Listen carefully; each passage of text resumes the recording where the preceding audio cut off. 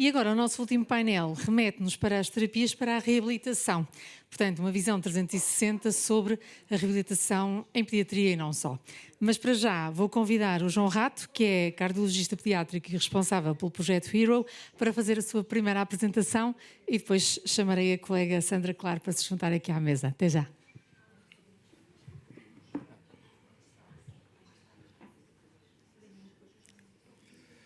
Bom dia, antes de mais. Só um instante.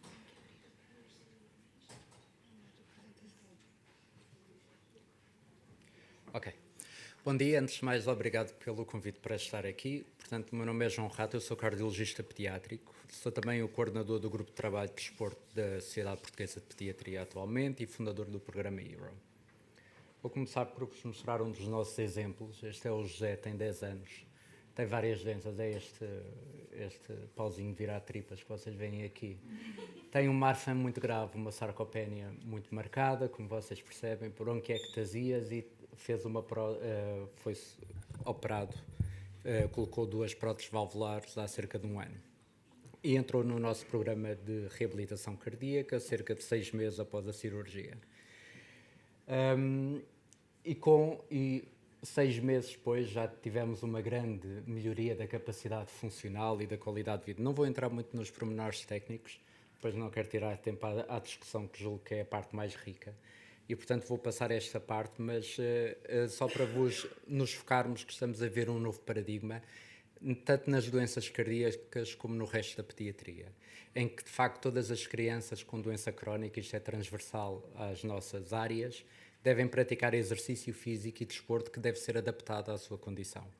E o desporto em pediatria é uma atividade que une a parte física, mas também a mental e a componente social, que é muito importante. Vou passar a parte do VO2, porque não é o mais importante aqui. Uma parte muito importante é a qualidade de vida. Isto já está amplamente demonstrado tanto na oncologia como na cardiologia pediátrica. O desporto melhora a qualidade de vida. Nós também sabemos que há aqui algumas áreas de interseção, como a cardio-oncologia. Também não vou falar disto, mas mesmo quando há uma componente cardíaca na parte das doenças oncológicas, isso também não é motivo para não se fazer exercício físico, como em todos os nossos doentes que têm miocardiopatias. E vou-me focar então nesta parte que, de facto, quer a doença cardíaca, quer a doença oncológica, são doenças crónicas, como muitas outras em pediatria, e que o exercício físico é fundamental na doença crónica.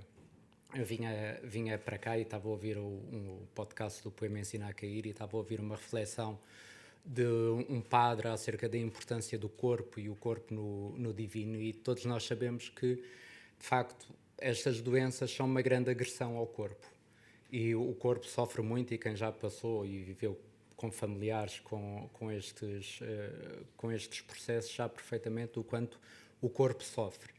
E também faz parte da terapêutica e de voltar a ir para lá do cancro, faz parte então o apostarmos no corpo e o exercício físico e a atividade física. Portanto, há vários sites que o dizem, não sou só eu, há várias organizações internacionais, a evidência está lá toda. Enquanto eu preparava este PowerPoint, percebi que há muito mais evidência até nos últimos anos do que eu pensava. Mesmo este site que eu gostei muito, deste Pediatric Oncology Exercise Manual, está muito completo, são 150 páginas a falar sobre o exercício na oncologia, e é fantástico. Tem mesmo lá tudo, e é uma boa base para trabalho. Aqui só vos dizer novamente, lá está, as doenças crónicas produzem um ciclo de inatividade, de sobreproteção parental e dos pares e da família e da escola, ansiedade e mesmo o facto das pessoas não se sentirem capazes de fazer exercício físico, porque qualquer atividade que façam, qualquer atividade da vida diária já é extremamente cansativa. Quando falamos então de exercício físico, estamos a falar de coisas que são praticamente impossíveis para estas pessoas. Mas há vários recursos a que se pode aceder, e é um papel nosso como médicos também estarmos atentos a isto. É algo que eu já tenho vindo a trabalhar muito e que tenho trabalhado muito nos últimos anos como cardiologista pediátrico e, de facto, já é muito fácil para mim nas minhas consultas, é praticamente a segunda pergunta, perguntar então já o que desporto é que tu fazes, independentemente da gravidade da doença que eu tenho à frente. E, portanto, há aqui um trabalho que tem que ser desenvolvido. Primeiro temos de perceber as expectativas, não só dos pais, mas também da criança, obviamente. Fazer uma estratificação de risco. Há muitas coisas em oncologia que limitam a capacidade de exercício, e não estamos só a falar, lá está, do cansaço, também estamos a falar de neuropatia, de lesões ósseas, etc., que vocês conhecem melhor do que eu, mas que de facto são importantes para a prática de exercício, mas que não proíbem o exercício. Temos que considerar a reabilitação, que lá está, não é aplicável a todos. Avaliar a proximidade e meios para cumprir essa reabilitação também é muito importante. Avaliar os meios locais e a comunidade da escola. Prescrever, avaliar a adesão e fazer um follow-up regular.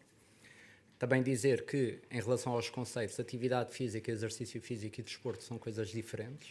A atividade física é tudo o que nós fazemos no nosso dia-a-dia que implica despendo de calorias, e nós também não precisamos que os nossos doentes crónicos façam propriamente desporto. O que nós precisamos que eles façam é exercício físico, que é uma atividade regulamentada, uma atividade estruturada que envolve movimento. Vou passar isto à frente. A estratificação de risco engloba várias coisas, e sempre que nós, aqui na cardiologia, mas também, obviamente, sempre falamos em desporto e sempre que falamos nestas pessoas que sofreram algum insulto químico, algum insulto da própria doença, etc., vamos, obviamente, sempre fazer uma avaliação basal, que no meu caso será o ECG e o ecocardiograma. Haverão outras ferramentas que nós podemos utilizar aqui nos doentes oncológicos, e depois prescrevemos o desporto. E aqui temos que nos seguir pelo FIT Principle, que é frequência, intensidade, tempo e tipo. E nós temos que nos referir a isto tudo.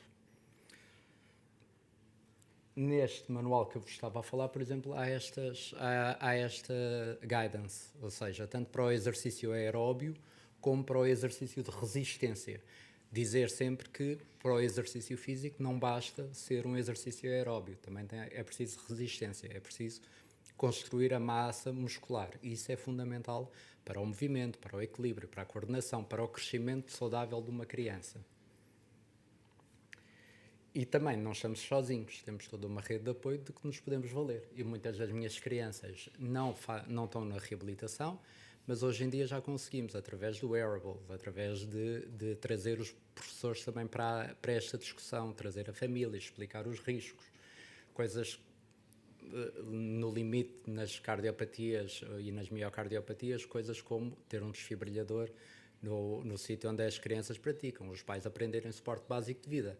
Tudo isto são discussões que nós temos hoje em dia e que devem ser tidas. Não devemos tapar o sol com a peneira e dizer que vai tudo correr bem, ou não falarmos do assunto por causa dos riscos. Não, devemos falar abertamente nos riscos, mas arranjar condições para que façam exercício físico.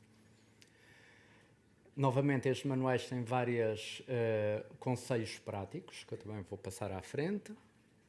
Vou-me focar nesta guideline, que também me parece bastante interessante, e vou-me focar só nestas duas partes, em que, baseado em consensos, o que é que eles dizem? Choose to move, do what you can, do it when you can. Movement is possible and important for every child and adolescent with cancer across all ages, abilities, diagnoses, stages and phases, and across all settings, in a hospital, community, school and daycare. O que me parece muito importante e muito significativo. Sou o coordenador do programa HERO, portanto nós começámos com doença cardíaca. O nosso objetivo era dar oportunidade a todas as crianças com doença crónica para fazerem exercício físico. É nas instalações da Faculdade de Motricidade Humana, com 3 sessões de semana, a parte pediátrica. Nós temos parte pediátrica, temos parte de jovens adultos e temos uma turma também online às terças e quintas. Monitorizamos a frequência cardíaca. Isto talvez nos oncológicos não será tão importante. Estaremos mais atentos a outras coisas. E a equipa somos mais ou menos isto: 3 fisiologistas do exercício, um cardiologista pediátrico, os estagiários da faculdade E também temos a componente no Hospital de Santa Cruz, de MFR, Nutrição e Psicologia, que também é bastante importante para aqui.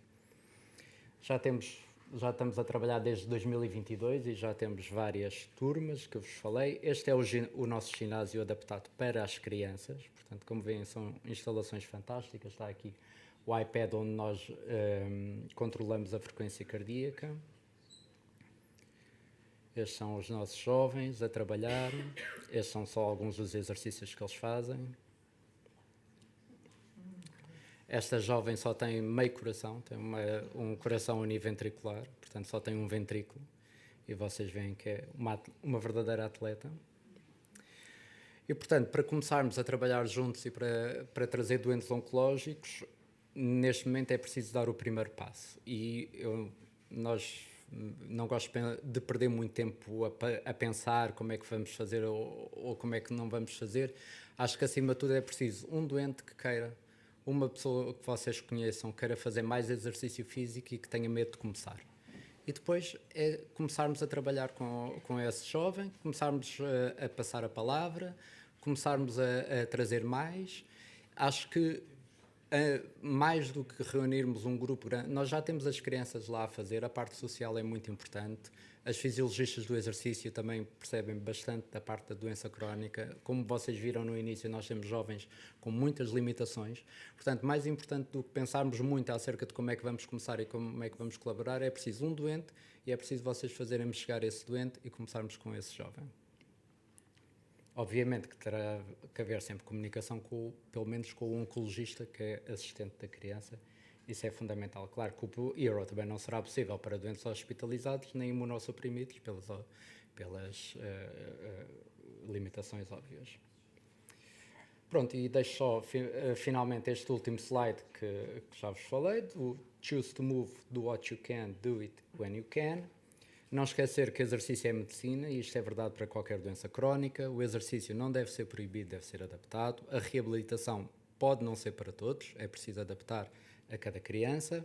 E uma estratificação de risco cuidada também requer especialização, meios e tempo dedicado. E, portanto, casos complexos requerem abordagens complexas e é por isso que é importante nós falarmos todos sobre isto. Isto vai com som e tudo. Pronto. Obrigado.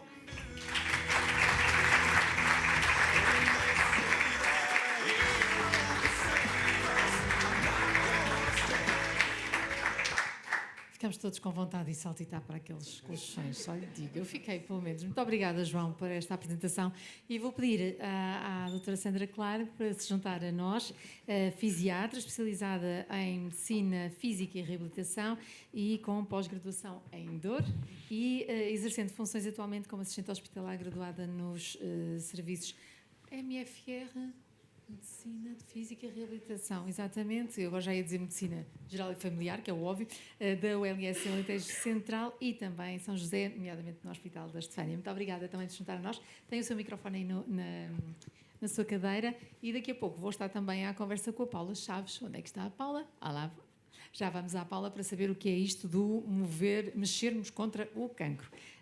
Sandra, daquilo que viu... o que é que mais a estimulou, para além daqueles colchões altamente apetecíveis? O que vi desde manhã, adorei. Foi tudo muito interessante, muito, para mim, algumas coisas inovadoras. Foi ótimo vir cá. Agradeço desde já o convite. Sinto-me privilegiada por estar a assistir a estas conversas. E o que eu vi aqui achei ótimo, o máximo. Já tenho muitos doentes para mandar. Não sei se vai depois dar a resposta. Ainda bem. Sandra, o que eu gostava de saber também era se, além das crianças oncológicas, porque é o que nós estamos a falar hoje, podem ir outras crianças com outras condições. Patologias. Outras patologias. Sim, nós...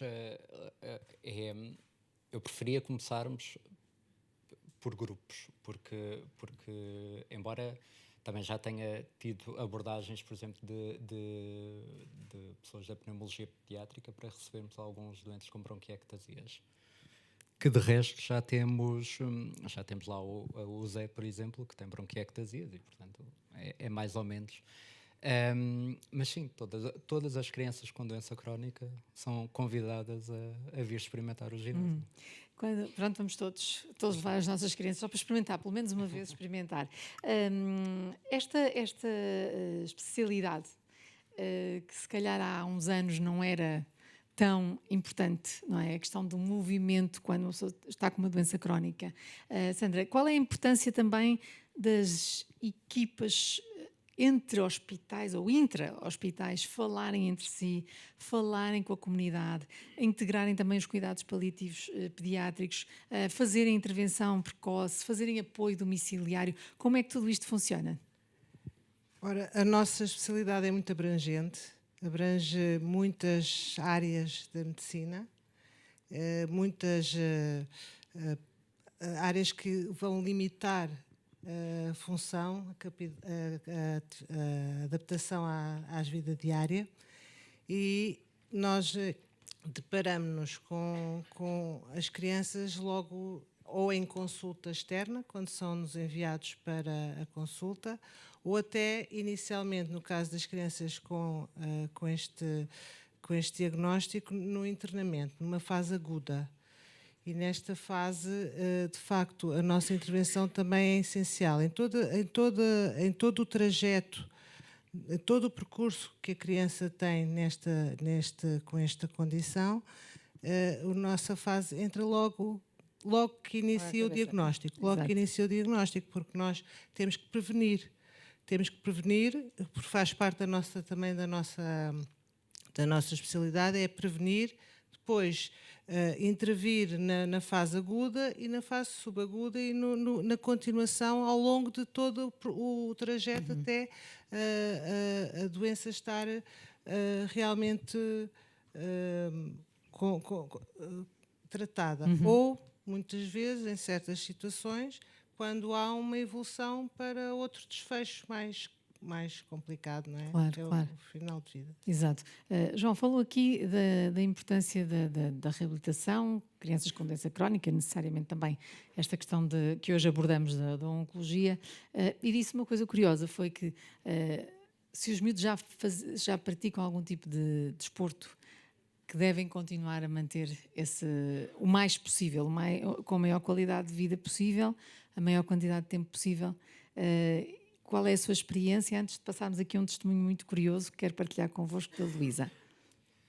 Por exemplo, nós temos crianças que fazem desporto normalmente. Ainda o mês passado deparou-se-me o caso de uma jovem que pratica hóquei de competição e que lhe diagnostiquei uma miocardiopatia, uma doença cardíaca, do músculo cardíaco, que é das doenças que tem maior risco de morte súbita cardíaca. Só que a criança é uma adolescente, tem toda a componente social da modalidade que pratica e ainda por cima tem excesso de peso. O que também vai condicionar muito no futuro todas as intervenções que lhe vamos fazer e toda a doença, o cansaço, etc. Ou seja, eu não quero que aquela criança pare de fazer exercício físico, mas sei que o risco é altíssimo. Pois. E, portanto, agora estou a fazer um trabalho com a família, com o treinador, com a comunidade, de arranjarmos uma forma de conseguirmos que ela mantenha o exercício físico que seja seguro para ela e também a componente social do desporto e da atividade física que ela faz, sem termos este risco de morte súbita. Isso trabalha-se através de provas de esforço, ver quais é que são os limiares. Nós, através das provas de esforço, conseguimos ver qual é que é o limiar de intensidade ligeira, moderada ou grave. Podemos mais ou menos podemos lhe colocar uma cinta para ver a frequência cardíaca, limitar à frequência cardíaca que julgamos ser segura. Lá está, a mãe sabe suporte básico de vida, vai estar em todos os treinos e, portanto, há várias coisas que nós podemos fazer. A mesma coisa de que as crianças que, de repente, têm um cancro diagnosticado. Também já faziam alguma prática de exercício físico. Se calhar vão conseguir manter exatamente da mesma forma. Provavelmente não. Provavelmente há uma fase em que nem sequer vão conseguir fazer nada, mas aí também entra a parte da medicina física e reabilitação. Porque mesmo no hospital é importantíssimo manter o movimento para não haver descondicionamento. A massa muscular é das coisas que é do nosso organismo algo que tem um grande significado prognóstico e que nos ajuda a lidar com os embates que a doença nos traz. Exato. E, portanto, uma massa muscular saudável e evitar este descondicionamento é fundamental para a nossa capacidade de lidar com a doença. Vamos ver então qual é a história da Francisca, que, sendo desportista, fez fisioterapia no IPO de Lisboa, e o testemunho é da mãe, a Luísa. Vamos a isto.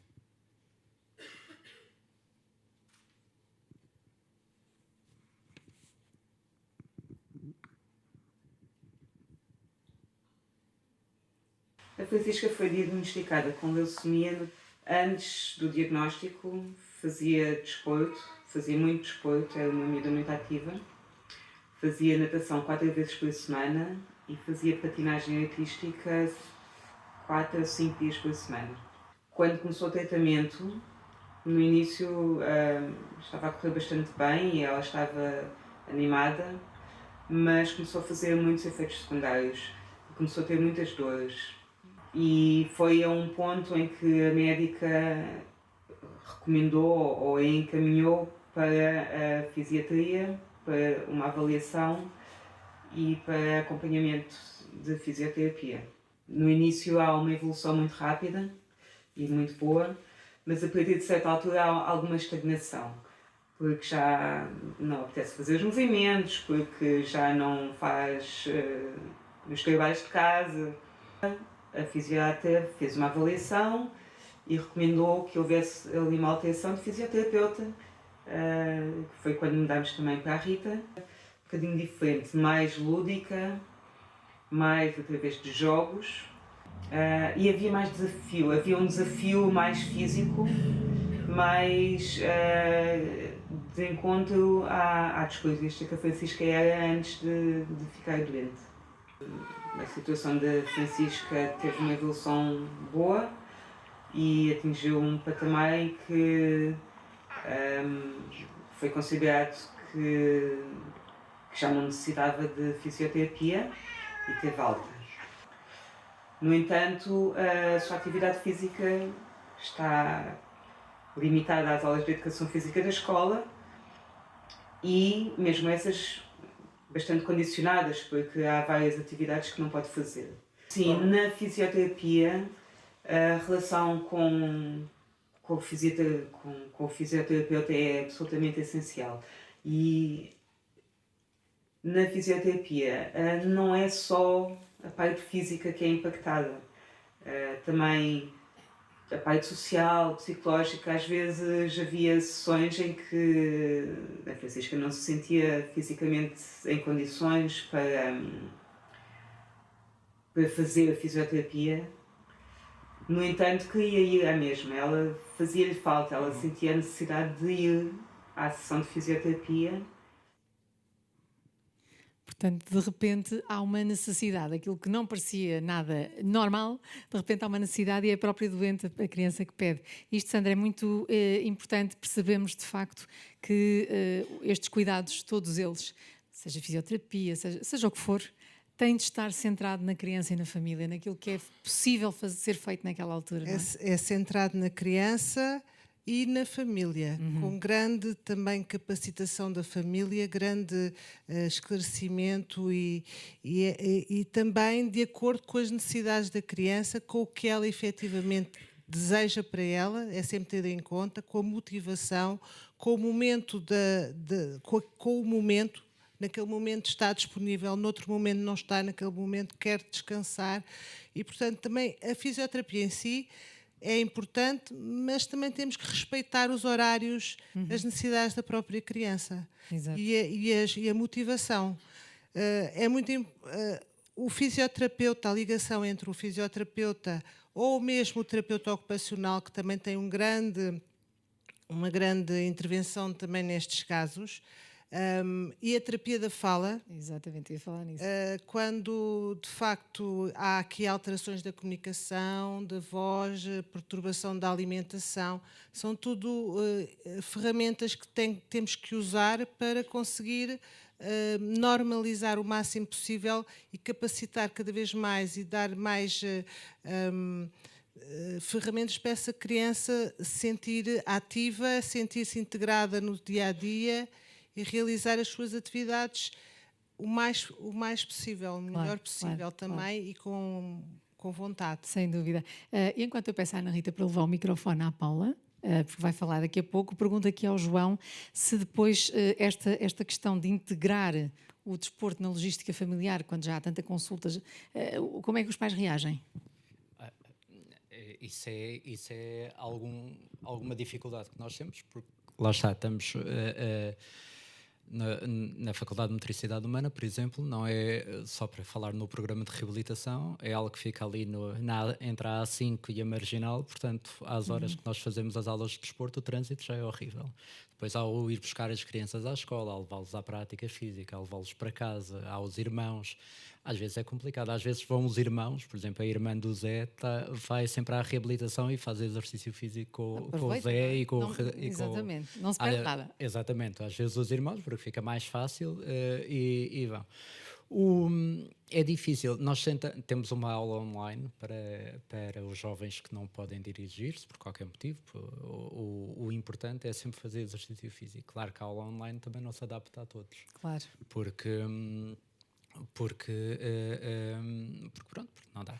Mas uma coisa que é muito importante é perceber quais é que são os meios locais. Isso é fundamental, perceber quais é que são os recursos locais e tentar que a criança... Aqui o objetivo, tanto dos doentes cardíacos como dos doentes oncológicos, é que nós façamos o nosso trabalho, mas em última análise que eles possam regressar ao desporto saudável e comunitário com os seus pares. Claro. Isso é o objetivo máximo. Claro que muitos deles muitas vezes ficam ligados a nós porque simplesmente encontram ali uma compreensão maior, já fizeram amigos, já têm uma pequena comunidade. Exatamente, obrigada.